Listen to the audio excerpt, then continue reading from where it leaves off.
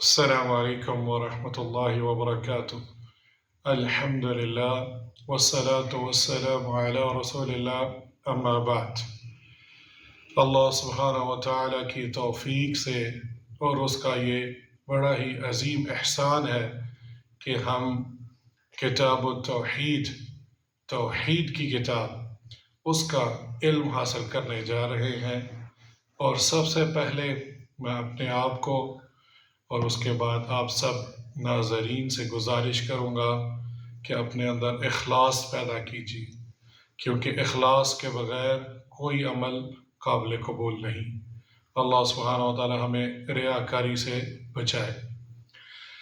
دوسری گزارش یہ ہے کہ جب بھی کوئی کتاب پڑھنے جاتے ہیں، کتاب کا جو نام ہے اور اس کتاب کے جو مؤلف ہیں ان کے بارے میں علم حاصل کرنا بہت ضروری ہوتا ہے، تاکہ آپ کو پتہ ہو آپ کون سی کتاب پڑھ رہے ہیں اور اس کے مؤلف کون ہے۔ یہ آداب میں سے ہے۔ تو اس کتاب کا جو نام ہے وہ ہے کتاب التوحید الذی هو حق اللہ علی العبید۔ توحید کی کتاب، یہ مرکب ہے مضاف الیہ کا، الذی جو کہ حق اللہ ہے، جو کہ اللہ کا حق ہے، یہ بھی مضاف الیہ ہے۔ کتاب التوحید الذی هو حق اللہ علی العبید، اس کے بندوں پر۔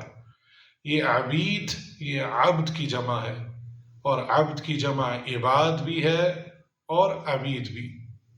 تو یہ کتاب کا نام ہوا، میں دوبارہ اس کو رپیٹ کر دیتا ہوں، کتاب التوحید الذی هو حق اللہ علی العبید، توحید کی کتاب جو کہ اللہ سبحانہ و تعالی کا حق ہے اس کے بندوں پر۔ تو اس کتاب کے جو مؤلف ہیں ان کا نام ہے محمد بن عبد الوہاب رحمہ اللہ۔ یہ بہت ہی معروف عالم دین ہے اور مظلوم بھی، ان کے بارے میں بہت ساری باتیں کی جاتی ہیں، لیکن جب ہم اس کتاب کا مطالعہ کریں گے تو آپ کو علم ہو جائے گا کہ انہوں نے ہر باب کے اندر یا تو قرآن کی آیت لے کر آئے ہیں، یا رسول اللہ صلی اللہ علیہ وآلہ وسلم کی حدیث مبارکہ لے کر آئے ہیں، یا صحابہ کرام کے اقوال۔ تو یہ کتاب جب ہم پڑھیں گے تو اس کے اندر ہمیں توحید کا علم حاصل ہوگا، اور توحید کا علم حاصل کرنا ہر مرد اور عورت پر فرض ہے۔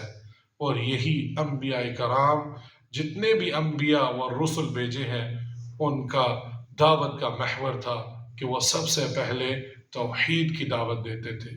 اور آخر پر یہ کتاب کا جو نام ہے، یہ بھی اس کتاب کے مؤلف انہوں نے اپنے پاس سے نہیں رکھا، اور یہ بھی ایک حدیث جو آگے انشاءاللہ آئے گی، اسی حدیث سے انہوں نے اس کتاب کا نام رکھا ہے۔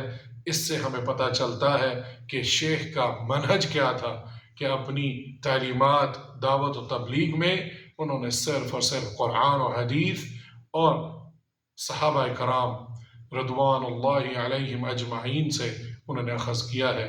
اللہ سبحانہ و تعالی ہمیں یہ علم حاصل کرنے کی توفیق عطا فرمائے، آمین۔